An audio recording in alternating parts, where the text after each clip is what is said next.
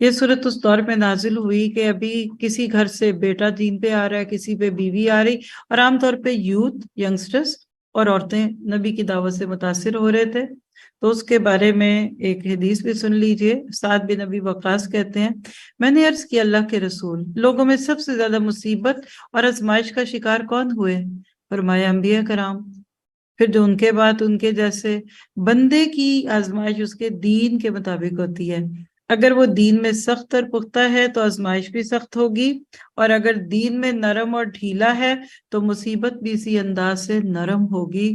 مصیبتوں سے بندے کے گناہوں کا کفارہ ہوتا رہتا ہے، یہاں تک کہ بندہ روئے زمین پر اس حال میں چلتا ہے کہ اس پر کوئی گناہ نہیں ہوتا۔ اللہ ہمیں ایسا کر دے اور آزمائشوں میں ڈالے بغیر ہی کر دے، ہم سے کوئی اچھا کام لے لے۔ یہ ابن ماجہ کی روایت ہے 4023۔ پھر اسی طرح آیت 6-7 کے بارے میں ابن عباس کہتے ہیں کہ یہ آیت حضرت علی اور ان کے دو ساتھیوں کے بارے میں نازل ہوئی جو بدر کے دن اللہ کے رستے میں جہاد کر رہے تھے، تو کہا اس کا ثواب اسی کو ملے گا، اور اللہ تعالیٰ تمام جہان والوں سے یا ان کے جہاد سے بے نیاز ہے، یعنی غنی ہے۔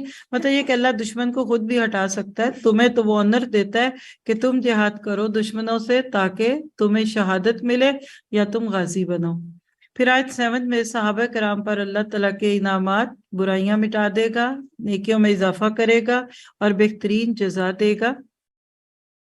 پھر آیت 8 جس میں ماں باپ کے حقوق کی بات ہوئی ہے، اس کے بارے میں شان نزول ہے ادب المفرد 24 آیت 24 نمبر ہے کہ یہ آیت سعد رضی اللہ عنہ کے بارے میں نازل ہوئی۔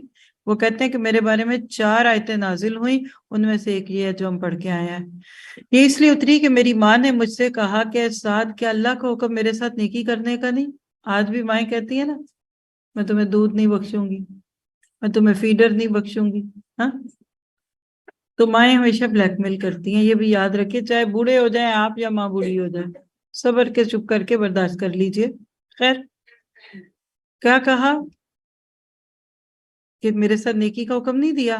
اگر تو نے نبی صلی اللہ علیہ وسلم کی نبوت سے انکار نہ کیا تو واللہ میں کھانا پینا چھوڑ دوں گی۔ چنانچہ اس نے یہی کیا، یہاں تک کہ لوگ زبردستی اس کا منہ کھول کر غذا حلق میں پہنچا دیتے۔ اس پہ یہ آیت اتری تھی جاہد والی کہ ماں باپ بھی اگر مجبور کریں تو شرک نہیں کرنا۔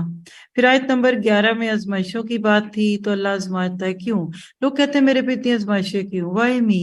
تو نوٹ کیجئے گا، اس لیے کہ جو غمی اور خوشی میں اطاعت کرے گا وہ مومن ہے۔ اللہ آزمائشوں میں ڈال کے ہمارے ایمان اور نفاق میں تمیز کرتا ہے، اور جو صرف اپنے نفس کا مطیع ہو گیا وہ منافق ہے، اور اللہ کی سنت ہے کہ پاک کو ناپاک سے جدا کرتا ہے۔ تو آزمائشوں میں چھانٹی ہوتی ہے، سلیکشن۔ یہ ٹھیک ہے، اس کو اوپر اپ گریڈ میں رکھ دو، یہ بڑا مہنگا ہے، اور یہ کچا پکا ٹوٹا، چلو اس کو سستا سستا بیچ دینا۔